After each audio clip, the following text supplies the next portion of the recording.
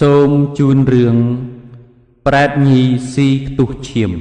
ទោសប្រមាថមើលងាយទានរបស់ជនដទៃសម័យពុទ្ធកាលមានភិក្ខុ12អង្គរៀនយកព្រះកម្មដ្ឋានអំពីសំណាក់ព្រះសាស្តាហើយនាំគ្នាចូលទៅក្នុងព្រៃរកទីស្ងាត់ក៏បានទៅដល់ព្រៃរបស់មួយក្បែរក្រុងសាវត្ថីកាលនោះ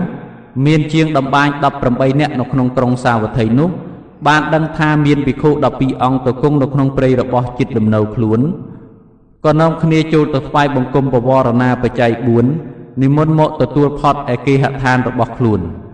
ជាងតម្បាញជាធំទទួលយកភិក្ខុ2អង្គក្រៅពីនោះជាងតម្បាញយកម្នាក់មួយអង្គទៅប្រគេនចង្ហាន់ឯផ្ទះរៀងខ្លួនហើយនិមន្តឲ្យចាំវសានៅក្នុងព្រៃនោះចំណែកភរិយាជាងតម្បាញជាធំនោះ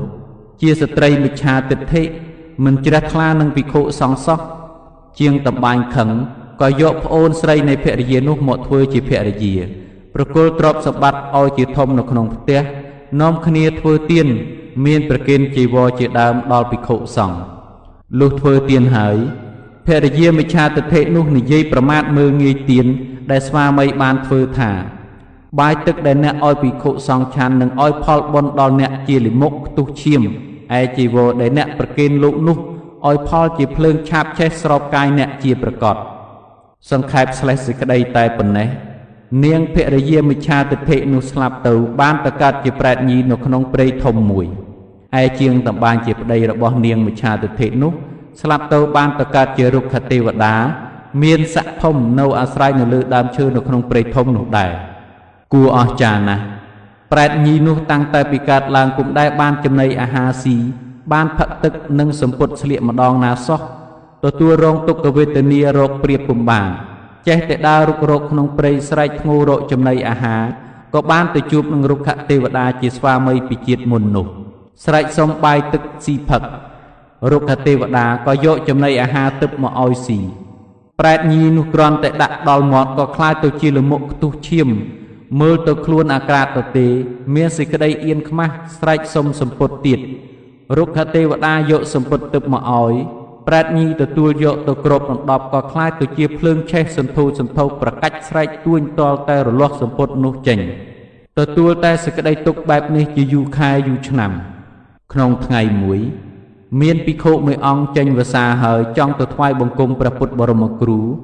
ក៏សុំដោយសារទៅជាមួយឈ្មួញរទេះទៅក្រុងសាវត្ថី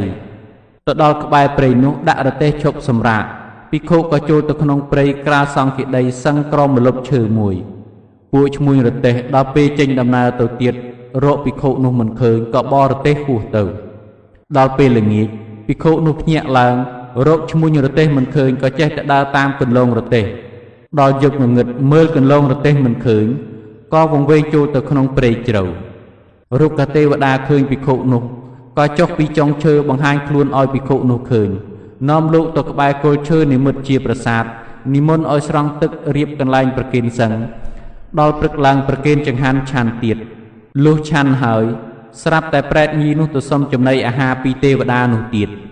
ទេវតាក៏ឲ្យស៊ីដូចមុនចំណីអាហារក៏คล้ายទៅជាខ្ទុះឈាមមួយរំពេចឲ្យសម្ពុតคล้ายទៅជាភ្លើងភិក្ខុឃើញហើយកើតសង្វេគអស្ចារ្យទើបសួរទេវតាថាទេវតាបានប្រាប់បុព្វកម្មសពគ្រប់ហើយសួរទៅភិក្ខុនោះវិញថាធ្វើដូចម្ដេចទើបឲ្យប្រែតនោះបានស៊ីចំណីបានស្លៀកសម្ពុតកើតភិក្ខុនោះប្រាប់ថាឲ្យយកចំណីអាហារសម្ពុតទៅប្រគេនដល់ព្រះសង្ឃហើយឧទ្ទិសផលឲ្យទើបបានរុក្ខទេវតាក៏យកសម្ពុតចំណីអាហារនាំបង្ហាញផ្លូវភិក្ខុនោះទៅវត្តចេតពុន